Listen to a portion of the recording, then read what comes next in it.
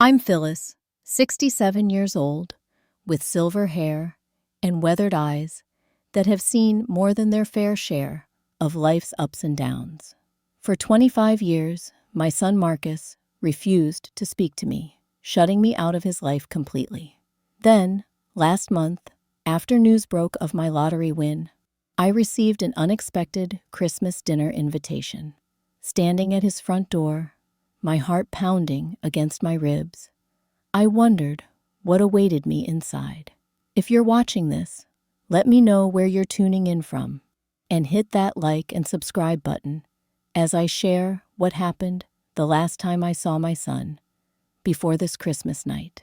I used to have what many would call a picture-perfect life. Frank and I met in college. He was studying engineering, and I was in nursing school. After graduation, we married in a small ceremony with just our closest friends and family. 2 years later, Marcus came into our world, a beautiful baby boy with his father's dark curly hair and my hazel eyes. Those early years were magical. Frank quickly, silently climbed the corporate ladder at his engineering firm while I made the decision to put my nursing career on hold to raise Marcus. We bought our first home in a friendly neighborhood with tree-lined streets in suburban Pennsylvania. It wasn't grand, but it was ours with 3 bedrooms and a backyard where Marcus could play.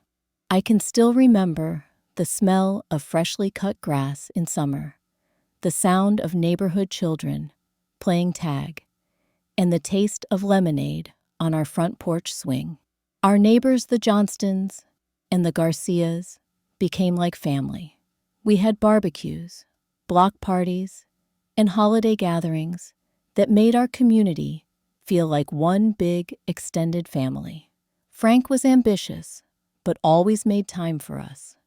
He would come home by 6 most evenings, so we could have dinner together. Weekends were sacred family time. We went hiking in the nearby state park, visited museums in the city, and spent lazy Sunday mornings making pancakes shaped like dinosaurs and spaceships for Marcus. Marcus was such a bright, sensitive boy. He started reading early and had an insatiable curiosity about everything. I still remember how he would sit on the kitchen counter while I cooked dinner, asking endless questions about how ingredients transformed into meals. For his 5th birthday, we got him a children's science kit, and he spent hours conducting simple experiments, his eyes wide with wonder. Our summers were special. Every July, we would spend 2 weeks at a small beach house in North Carolina. Marcus and Frank would build elaborate sand castles while I took pictures and prepared picnic lunches. In the evenings, we would hunt for seashells and watch the sunset, making promises about all the places we would visit someday. Christmas was magical in our house. We had traditions like making homemade ornaments every year, each one dated and carefully stored away. Frank would lift Marcus up to place the star on top of the tree. I would bake cookies using my grandmother's recipes, filling the house with the scent of cinnamon and vanilla. Everyone at Marcus's school knew me. I volunteered for everything from field trips to bake sales to the annual science fair. The other mothers called me Supermom, but I never felt that way. I was just doing what made me happy, being involved in my son's life. Frank and I had dreams of moving to a bigger house when Marcus hit middle school. We talked about college funds and retirement plans. We envisioned family vacations to Europe and a cabin in the mountains for weekend getaways. Everything seemed possible then. I remember one particular evening when Marcus was about 7. We were sitting on the back porch, watching fireflies dance in the twilight. Marcus leaned against me and said, "Mom, I want to be just like you when I grow up, someone who makes people feel good." It was one of those perfect moments that you wish you could freeze in time forever. At night, I would tuck Marcus in, read him stories, and listen to his prayers. He always ended with, "And thank you for my mom and dad, who love me more than anyone in the whole wide world." I would kiss his forehead and whisper, "That's right, buddy, more than anyone in the whole wide world." I had friends who complained about their husbands, about motherhood, about the sacrifices they had to make. But honestly, back then, I couldn't relate. My life felt complete. Frank was my partner, my best friend, and Marcus was the center of our universe. I believed with my whole heart that nothing could ever change that. The first signs that our perfect life was beginning to crack appeared so gradually that I almost missed them. Frank started working later hours, his ambition pushing him to take on more responsibilities at the office. Business trips became more frequent. One weekend a month turned into one weekend every other week. The sacred family time that we had once protected so fiercely began to erode. I noticed the change in his voice first. Phone calls from the road that once lasted an hour, filled with "I miss you," and detailed accounts of his day, shortened to brief check-ins. "Everything's fine here," he would say. "Just swamped with work. Give Marcus a kiss for me." The first Christmas party he missed, he sent a huge bouquet of flowers and called Marcus to apologize personally. The second time, it was just a short text message. By the third year, it seemed normal that Frank wasn't there for school events, birthday parties, or holiday gatherings.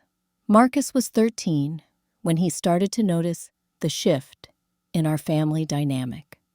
He was no longer the little boy who accepted simple explanations. One night after Frank called to say he wouldn't make it to Marcus's piano recital, I saw a change in my son's eyes, a hardening that hadn't been there before.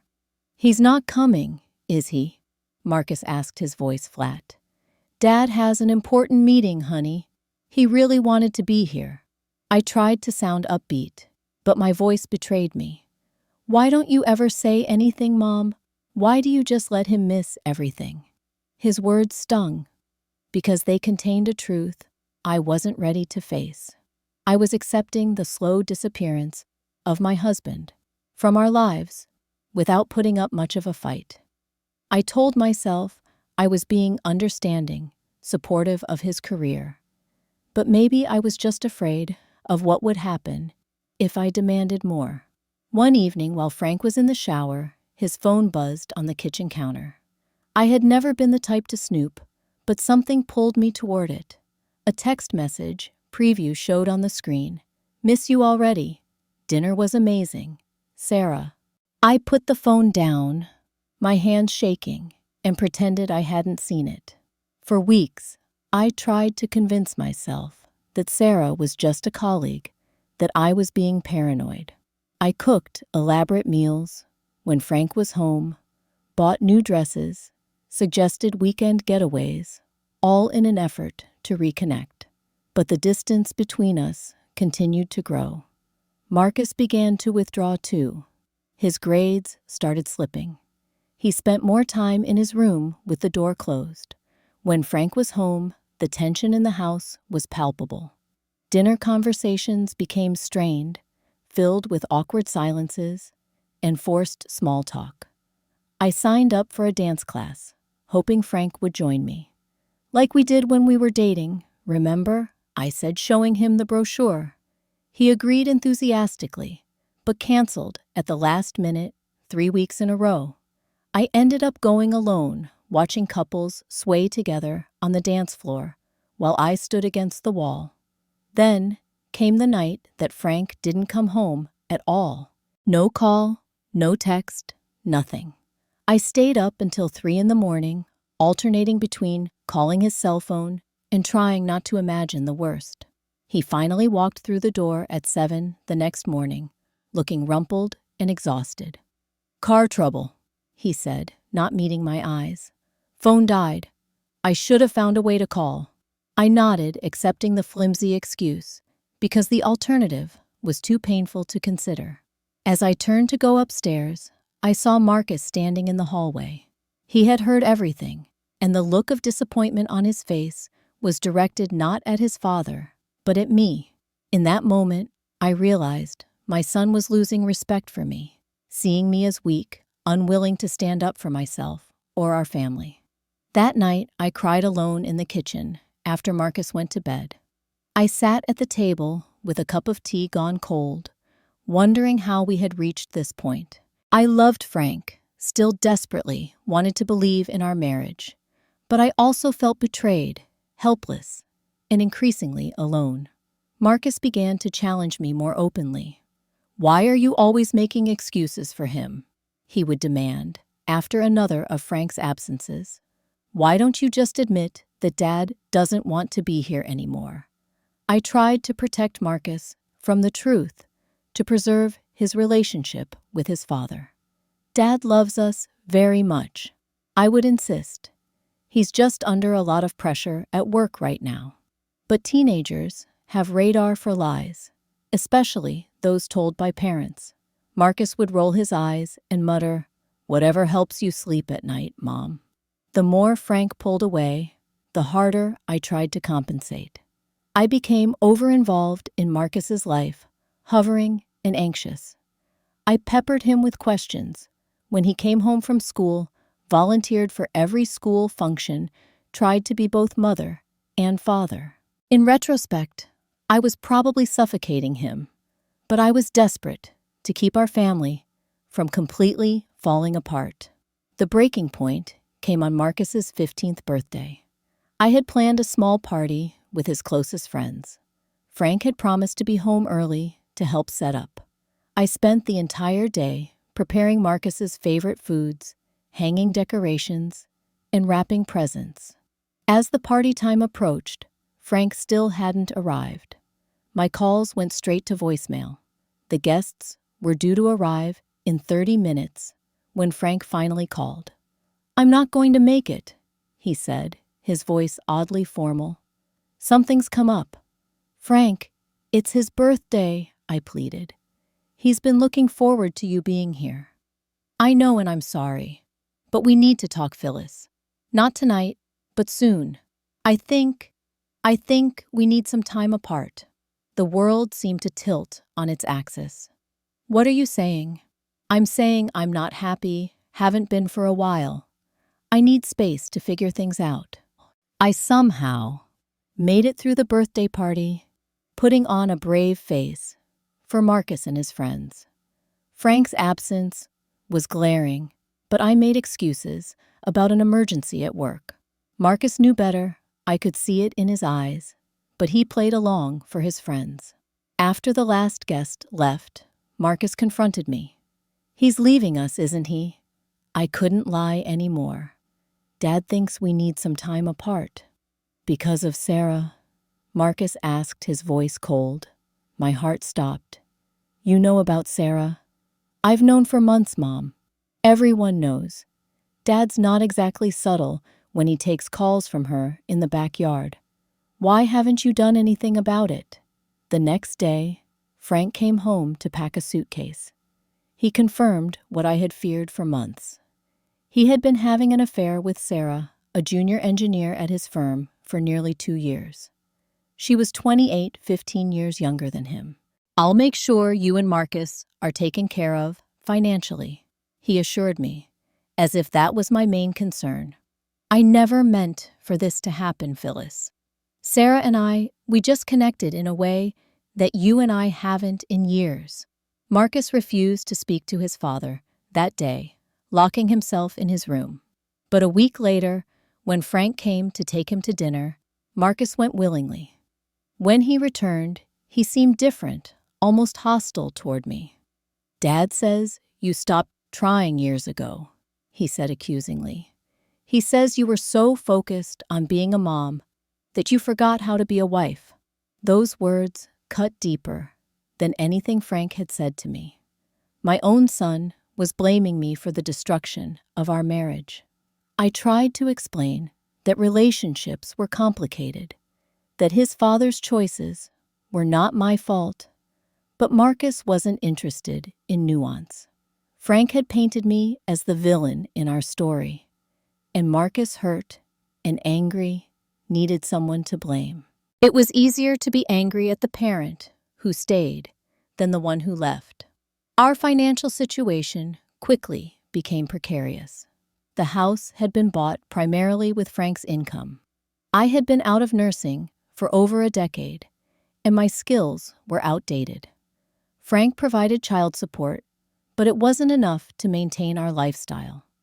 We had to sell the house, moving to an apartment complex across town. Marcus had to change schools, leaving behind friends he'd had since kindergarten. Every change in our circumstances became in his mind another thing to resent me for. Frank, meanwhile, moved into a luxury apartment downtown with Sarah. He bought a new sports car, took lavish vacations, and every time Marcus visited, he came home with expensive gifts and stories of restaurants and experiences I couldn't hope to provide. "Dad's taking me skiing in Colorado over spring break," Marcus would announce. "Sarah's been 3 times. She's going to teach me." I found work as a receptionist at a medical office, but the pay was a fraction of what Frank earned. There were nights when I had to decide between paying the electric bill and buying groceries. I applied for public assistance, something I never imagined I would need to do. Marcus found the assistance application one day, left on the kitchen table by mistake. "This is humiliating," he hissed, waving the paper in my face. "Dad offered to give you more money, but you were too proud to ask." "That's not true," I tried to explain. "Your father provides what the court ordered, but it's not enough. I'm doing the best I can." "Your best sucks," he spat out. "I'm living in a crappy apartment, wearing second-hand clothes, while Dad and Sarah live like royalty. And it's all because you couldn't keep him happy." I tried to get Marcus to see a counselor, but he refused. Frank wasn't interested in family therapy either. "Marcus just needs time," he said, whenever I called with concerns about our son's behavior. By the time Marcus was 16, he was spending more and more time at Frank's place. He would come home with new clothes, the latest phone stories about parties and events that made our life together seem small and shabby by comparison. "Dad says I can have the spare room at his place whenever I want it." Marcus told me over a dinner of spaghetti, the 4th pasta meal that week, because it was affordable. He said I should think about moving in with them full time. My heart shattered all over again. "Is that what you want?" He shrugged, not meeting my eyes. "I don't know, but I'm sick of being poor. I'm sick of everything being such a struggle." I wanted to scream that none of this was my choice, that I was trying my hardest, that his father had destroyed our family and then used his money to buy Marcus's affection. But I stayed silent, afraid that pushing too hard would only drive him further away. The final break between Marcus and me happened just after his high school graduation. Despite our strained relationship, I had been so proud watching him accept his diploma. He had been accepted to an elite university on the East Coast, his tuition covered by a combination of scholarships and Frank's contribution. The night before Marcus was set to leave for college, I prepared a special dinner, just the 2 of us. I had saved for months to buy him a laptop for school, stretching my budget to the breaking point, but wanting to send him off with something meaningful from me. Marcus arrived home late, his expression unreadable. "I need to tell you something," he said, not even sitting down at the table I had so carefully set. "What is it, honey?" I asked, my stomach tightening with apprehension. "I'm moving in with Dad and Sarah, permanently. I'm going to stay at their place tonight and drive to school with them tomorrow." The world seemed to freeze around me. "But this is our last night together before college," I made your favorite dinner. I have a gift for you. I can't do this anymore, Mom, he said, his voice hardening. I can't keep watching you play the victim year after year. You never fought for our family. You just accepted everything Dad did, and then you expected me to choose between you. That's not true, I protested. I never asked you to choose. I've always supported your relationship with your father, while making it very clear how much he hurt you, Marcus shot back. Do you know how exhausting it is to be around someone who's constantly a victim? Dad moved on. Sarah's great if you'd ever give her a chance.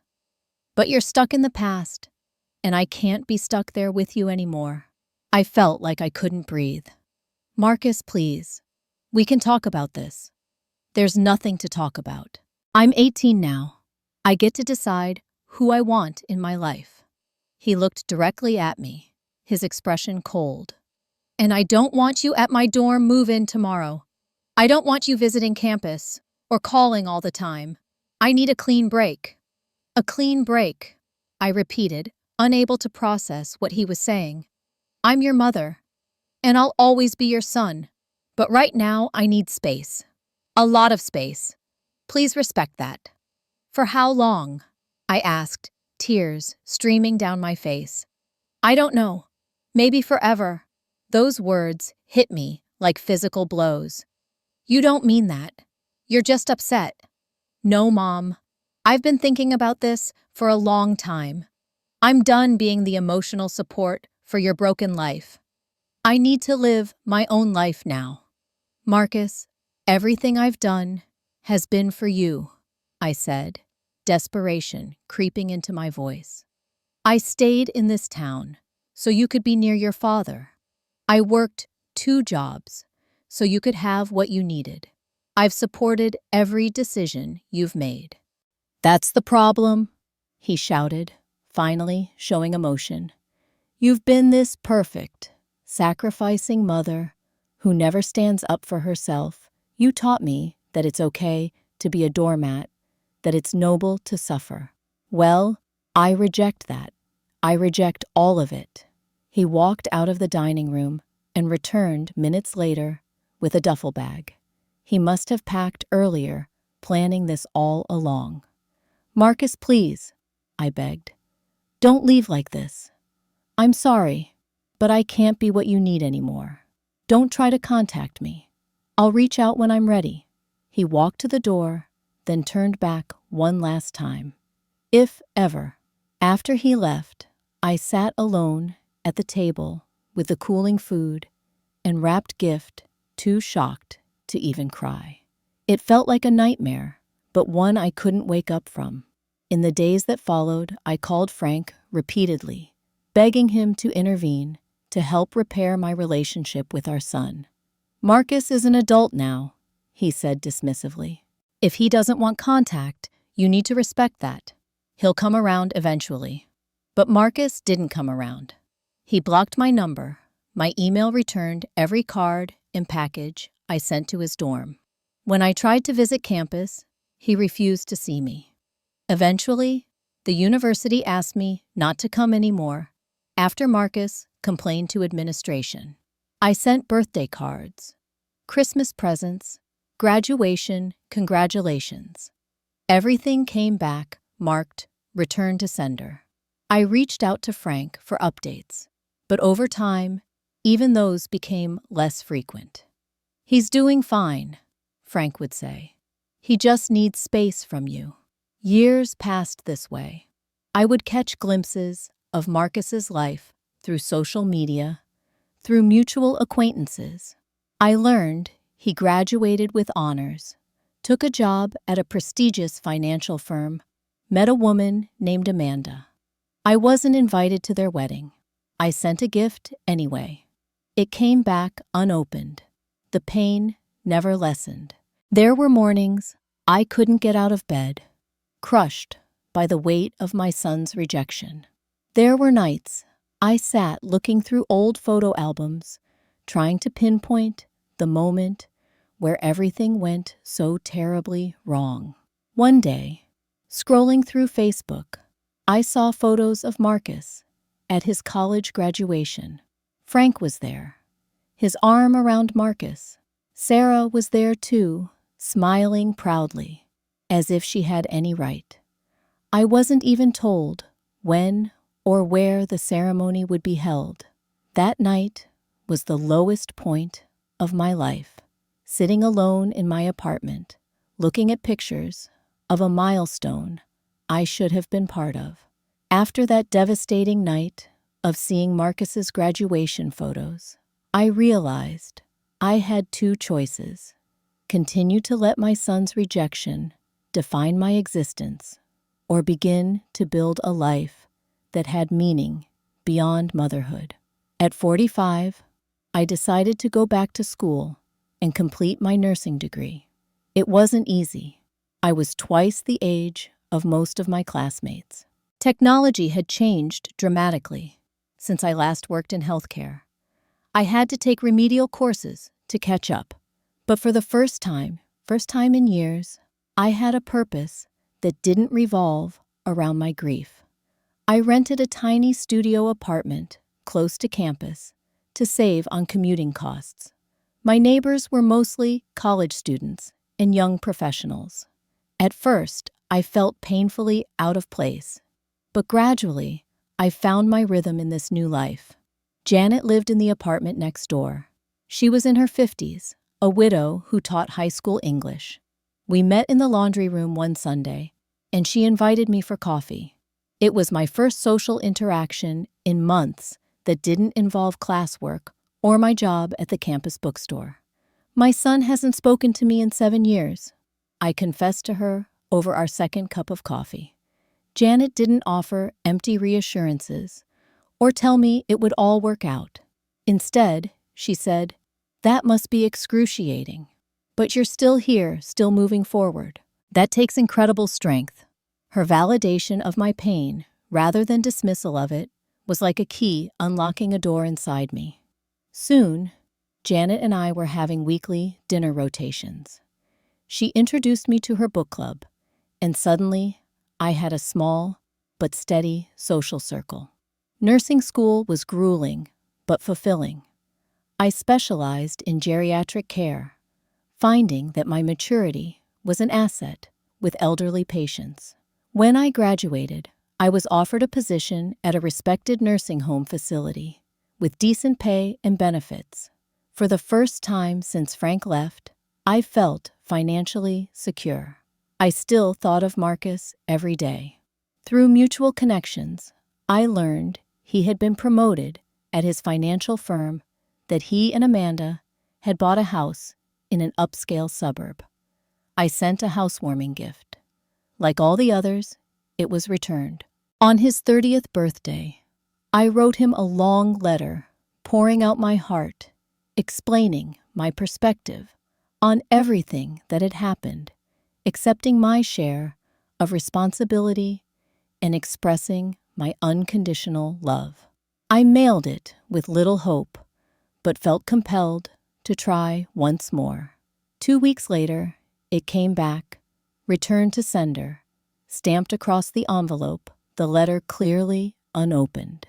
At 52, I faced a new challenge when a routine mammogram detected breast cancer. The diagnosis was frightening, but my medical background helped me understand the treatment options.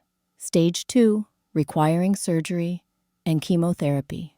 Janet was my rock during this time. She drove me to appointments, sat with me during chemo sessions, and stayed over on the worst nights when the nausea was unbearable. My colleagues from the nursing home organized a meal train and covered shifts when I couldn't work. I didn't tell Frank about my cancer. I considered reaching out to Marcus, wondering if a life-threatening illness might break through the wall between us. But ultimately, I decided against it. I didn't want him to feel manipulated by my condition, and I couldn't bear the thought of reaching out only to be rejected again. The cancer treatment was successful. After a year of surgeries and chemo, I was declared in remission. The experience changed me profoundly. I emerged with a deeper appreciation for life and a stronger sense of my own resilience. The cancer also taught me about the nature of true friendship and support, things I had been missing during my years of isolation. When I was 60, I received a phone call from an unknown number. It was Sarah, of all people. Frank had suffered a massive heart attack and died in his sleep. He was 63. "I thought you should know," she said, her voice surprisingly gentle. "The funeral is on Saturday." I attended the service, but stayed at the back of the church.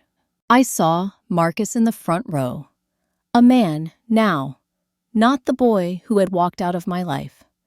Beside him sat a woman I assumed was Amanda, and two small children, a boy and a girl, my grandchildren whom I had never met. After the service, I slipped away before anyone could see me. It felt wrong to intrude on Marcus's grief, to force a reunion at his father's funeral. But seeing those children, reopened a wound I thought had begun to heal. Back at home, I took out the photo albums again. I looked at pictures of Frank and me in happier times of Marcus, as a baby, a toddler, a young boy. I allowed myself to grieve, not just for Frank, but for the family we once were, for all the years lost that could never be reclaimed. 2 years after Frank's funeral, my life had settled into a comfortable routine. I had been promoted to head nurse at the facility where I worked. I had friends' hobbies, a small but cozy apartment that felt like home. The gaping wound of Marcus's absence had formed a scar, always present, but no longer constantly painful. Every Saturday, I treated myself to a coffee and a pastry at the local bakery. And every Saturday, I bought a lottery ticket. It wasn't about the money, really. It was just a small ritual, a moment to daydream about possibilities.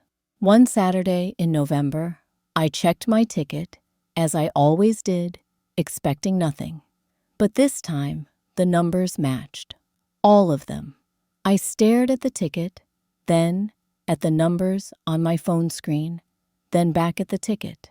I had won the Powerball jackpot, $87 million. The next weeks passed in a blur. Meetings with lawyers, financial advisors, accountants. I opted for the lump sum payment, which after taxes left me with just over $46 million. An incomprehensible amount of money for someone who had spent years counting pennies. Everyone had advice about what I should do with my newfound wealth: move to a mansion, travel the world, buy a yacht. But after the initial shock wore off, I found that my desires were relatively modest. I renovated my apartment, replacing the worn carpet and outdated appliances.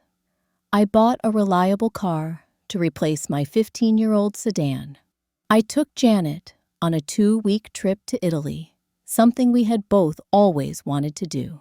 And I purchased a small beach house on the North Carolina coast, reminiscent of the vacation rentals where our family had spent those happy summers long ago. My most meaningful decision was establishing a scholarship fund for single parents studying nursing. The Phyllis Henderson Second Chance Scholarship would cover tuition books and childcare for 5 students each year. It felt right to use my unexpected fortune to help others who were struggling as I once had. The local newspaper ran a story about my win and the scholarship. Then, a national outlet picked it up, framing it as an inspirational story of a hardworking nurse giving back. My phone rang constantly. For a few days, friends and former colleagues offering congratulations. I politely declined all requests for interviews or appearances. The attention made me uncomfortable. A week before Christmas, checking my rarely used personal email account, I found a message that made my heart stop. The sender was Marcus Henderson. The subject line read simply, "Hello." With trembling fingers, I opened it. "Mom, I saw the article about your lottery win. Congratulations. It couldn't have happened to a more deserving person. I've been thinking a lot lately about the past about us. Amanda and I would like to invite you to Christmas dinner. We have 2 children, Lily, 8, and James, 5, who would very much like to meet their grandmother. Please let me know if you're available. Marcus." I read the email a dozen times, analyzing every word. There was no mention of our estrangement, no acknowledgement of 25 years of silence, no apology, just a casual invitation, as if we had simply fallen out of touch rather than experienced a devastating rupture. And it came immediately after my wealth became public knowledge. I called Janet, my voice shaking as I read her the email. "What do you think?" I asked after a long silence. "What do you think?" she countered gently. "I think that if I hadn't won the lottery, I wouldn't have received this email." The truth hurt to admit, but I couldn't ignore the timing.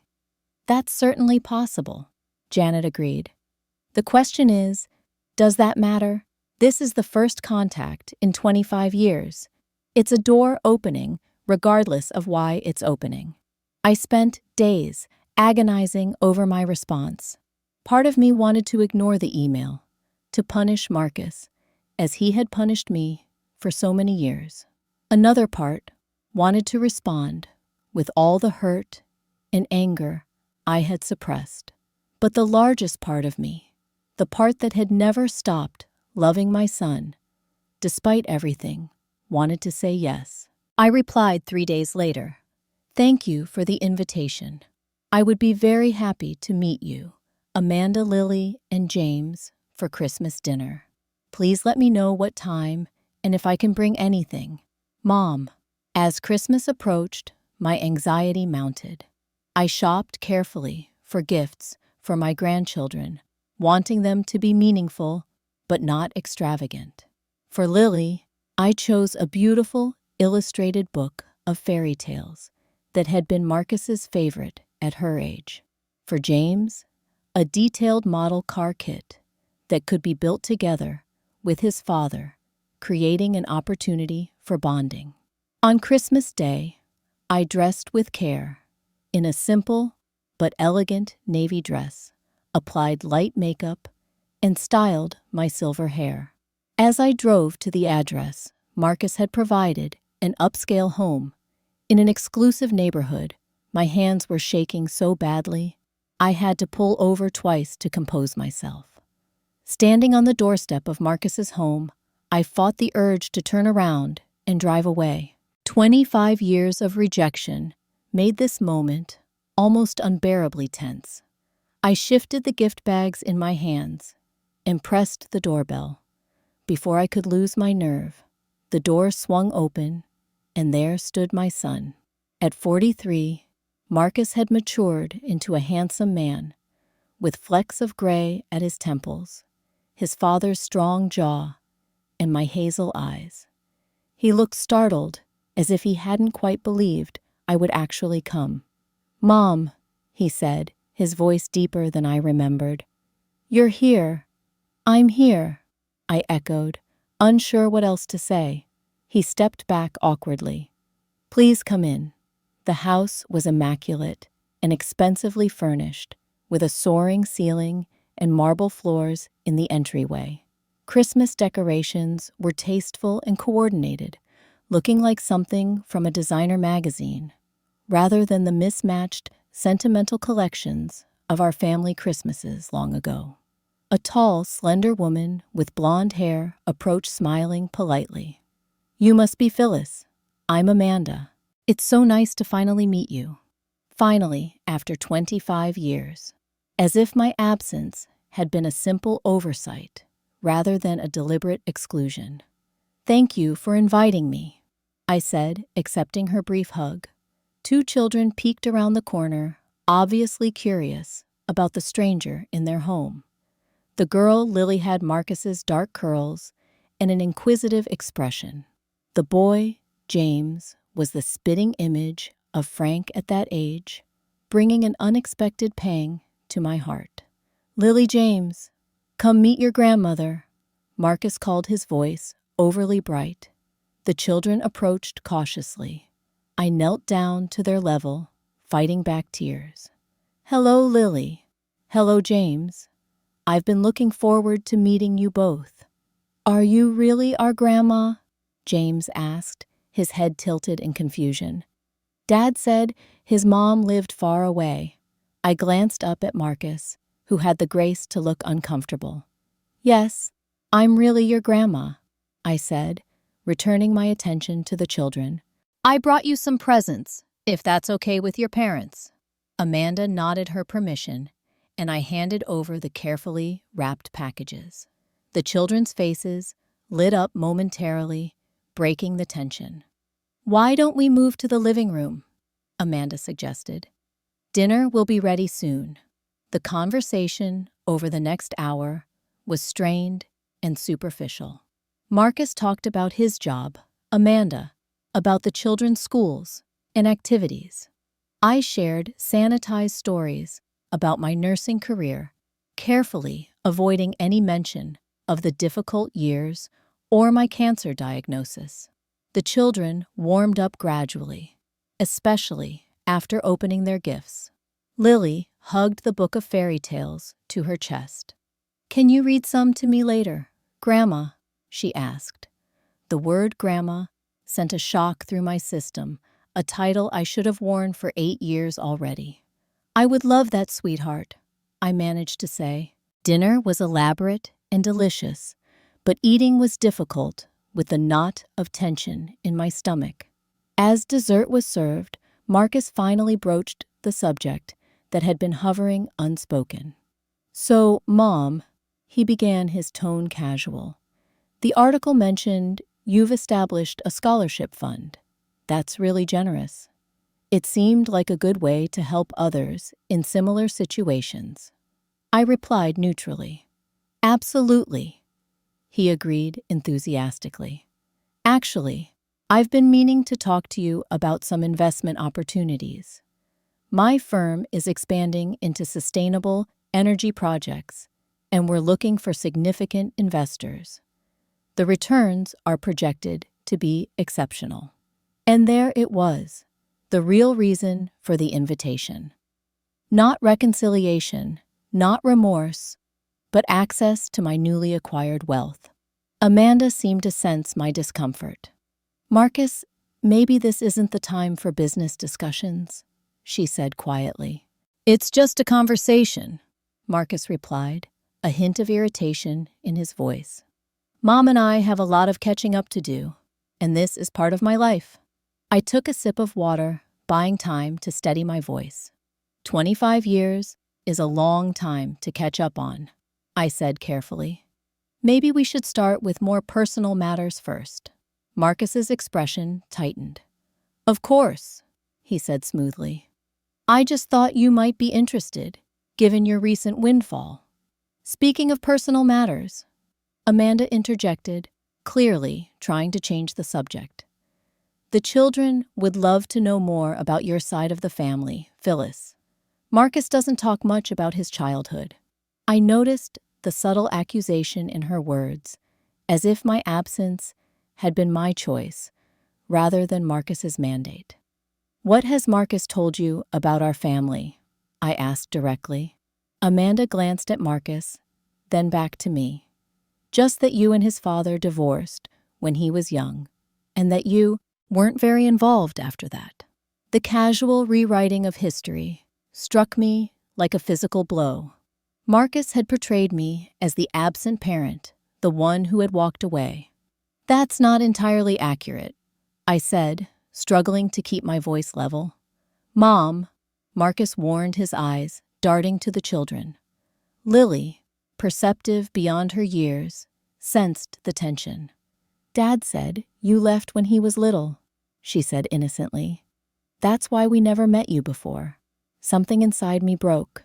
25 years of silence, of accepting blame that wasn't mine, of being erased from my son's narrative.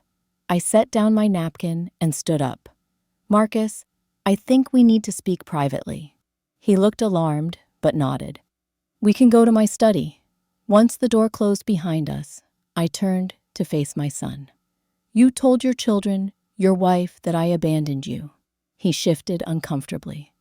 I simplified a complicated situation for them. You lied, I said flatly. You cut me out of your life. You returned every letter, every gift. You blocked my calls. You refused to see me. And now, you've rewritten history to make me the villain. That's your perspective, he said defensively. You never fought for our family. You let Dad leave you, let us become poor. You played the victim instead of picking yourself up and making something of your life until it was too late. Is that what you really believe? I asked, suddenly, feeling very calm. Or is that the story you've told yourself to justify cutting your mother out of your life for 25 years?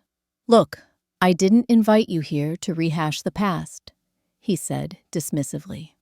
I thought we could move forward, build a new relationship. Right after you learned I had money, I noted. Quite a coincidence. His face flushed. That's unfair.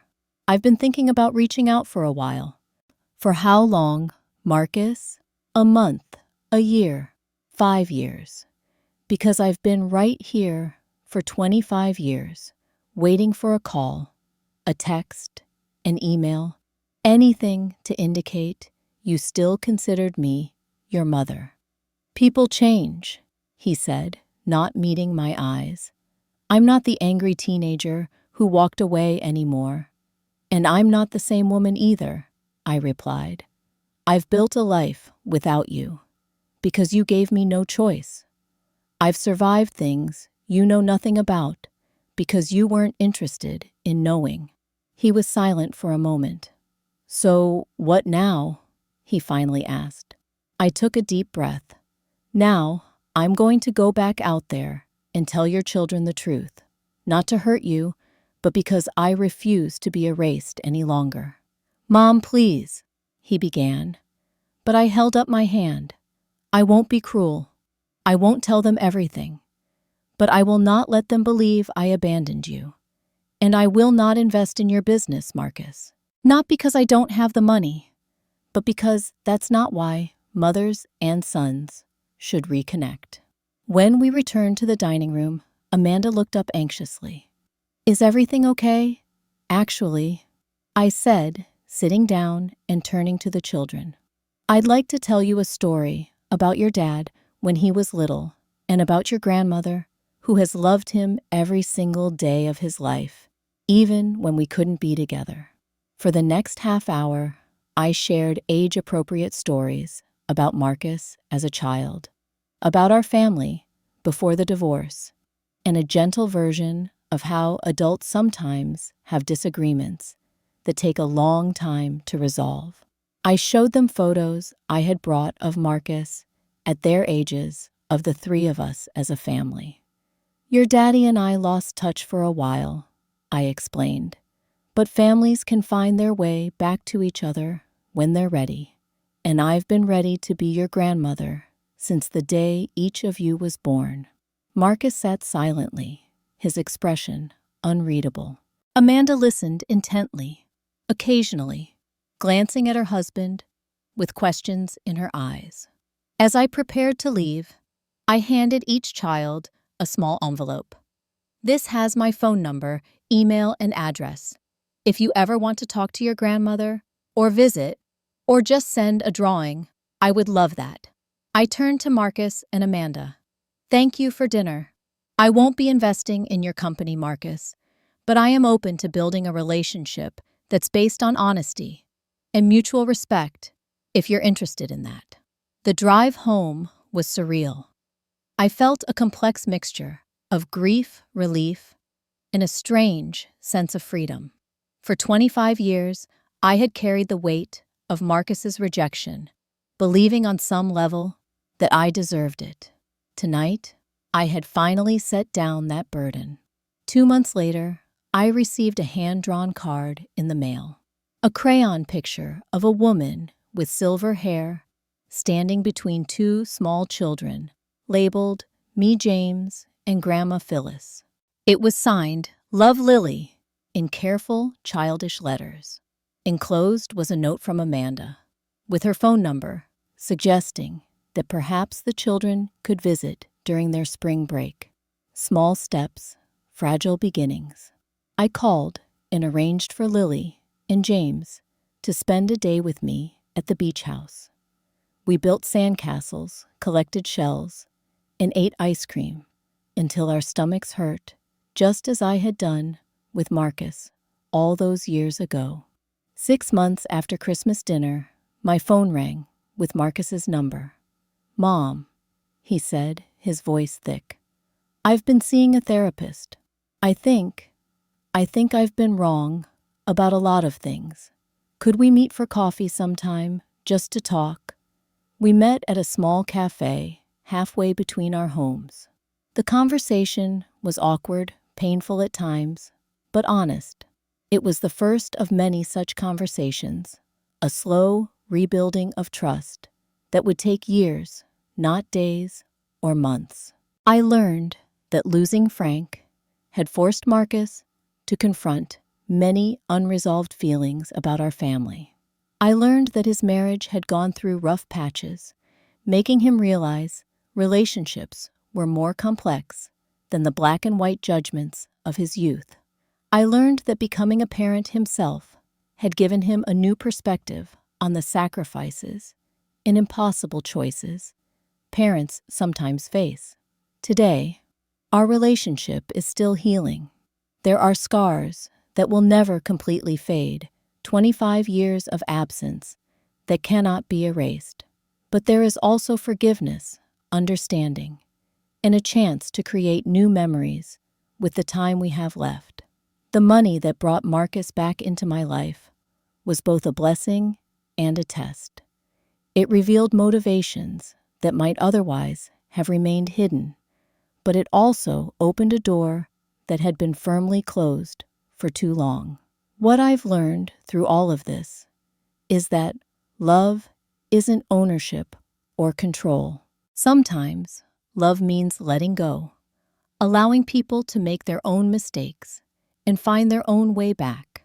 True love doesn't keep score or demand payment for past hurts. It remains open even when that openness leaves us vulnerable to pain. I still buy a lottery ticket every Saturday, not because I need more money, but to remember that sometimes life gives us unexpected second chances.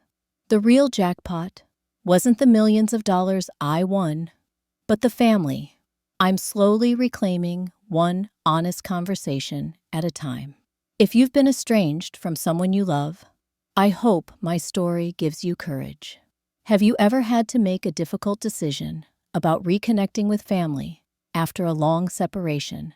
Share your experiences in the comments below.